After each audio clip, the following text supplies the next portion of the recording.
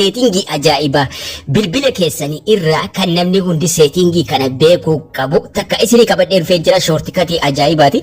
Namoonni baay'ee wanni kun maaliif akkas ta'e keessattuu paawar batanii yookaan immoo bilbila keessan cufuuf yeroo irra tuytan gariin bilbila keessan cufuu dhiidee waa biraa fida. Bilbila kan ittiin cufnu kana waa 3-4 ittiin fayyadamuu dandeenya paawar batanii kana jechuudha.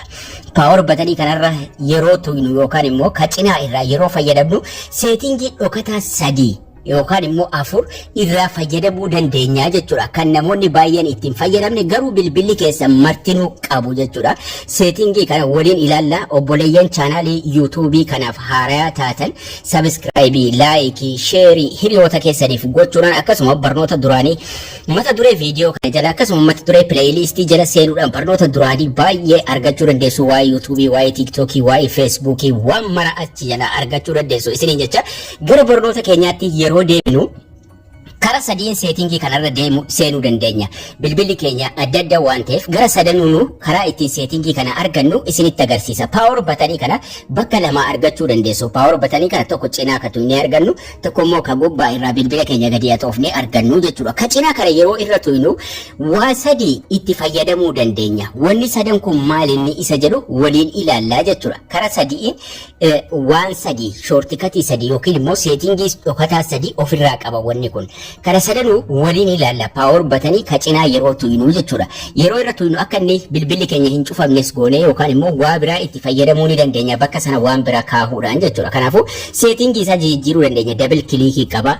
Seetingii lee kanagaa irra seenuudhaaf tokko seetingiinuma bilbila irra seentu karaan tokkoffaa ittiin seetingii kana argattan jechuudha. Seetingii bilbila keessanii irra seenuudhaan gara gajjallaatti gadi bu'uun advanced feature yookaan immoo advanced waan jedhu arganna. Advanced feature jedha yeroo baay'ee advanced feature ka jedhu kanarra seenuudhaan arganna karaa tokkoffaa. Seetingicha qajeeltuun dura karaa ittiin irra seennu isinitti agarsiisu. Advanced feature kanarra erga seennee booda side key waan jedhu asirratti arganna. Side key kanarra tuqannaa jechuudha. Maaliif karoora keenya side key seetingii isaa sirreessuudha waan ta'eef asirra seennaa tokko asiin argannaa jechuudha. Karaan lammataa inni nuti seetingii kanarra irra dhufuu dandeenyu sirreessuusaa akkamitti akka sirreessinu walii ilaalla. Karaan lammataa yoo advanced feature keessaa dhabdan seetingii dhumarra akka seentaniin booda mallattoo sarchii gubbaa jirtu kanarra tuqachuudhaan side key jettanii sarchii godhattu. Side key jettanii sarchii godhattu isiniif baasa. Jalqaba irratti isiniif dhufa. Side key kanarra tuqachuun gara fuula duraa adeemnaa jechuudha. Side key jettanii yeroo sarchii gootan haala kanaan side key jedhee isiniif baasa. Advanced feature keessa jira jedha. Ammallee irra tuqachuun gara fuula duraa yeroo deemnu ammallee bakkuma seetingii sirreessuuf deemaa jirru kana nu fidaa jechuudha.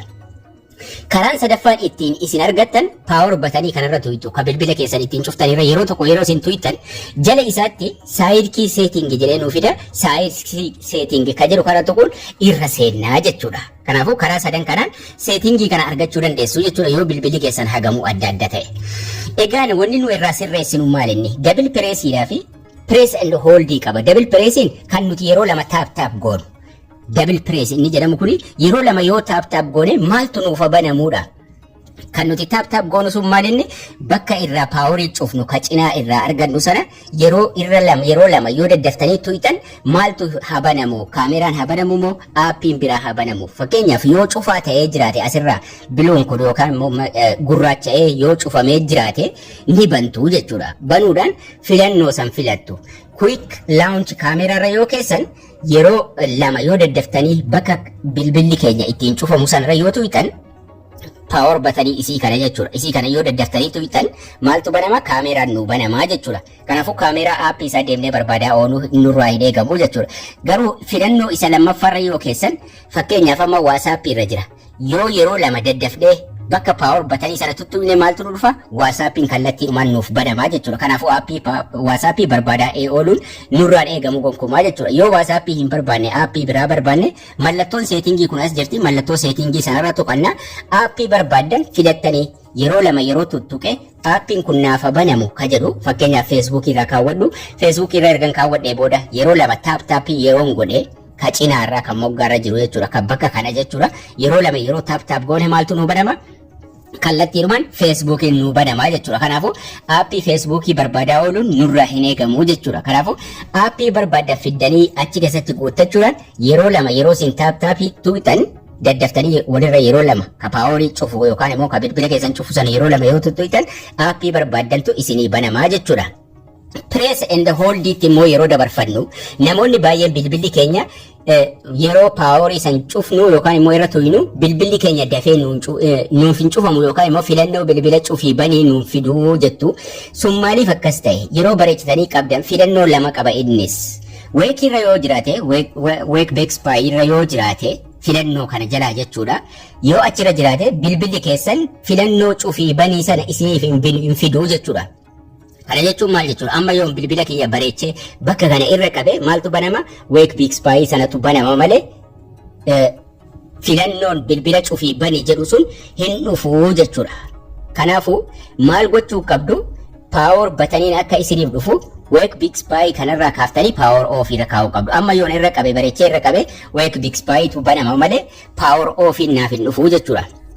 Kanaafuu namoonni yeroo isin achirra bareechitanii qabdan bilbilli keessan isinirraa hin cufamne press and hold kana jala power off menu irra kaa'uu qabdu jechuudha. Power off menu ka jedhu kun as jira isarra keessuu jechuudha filannocha.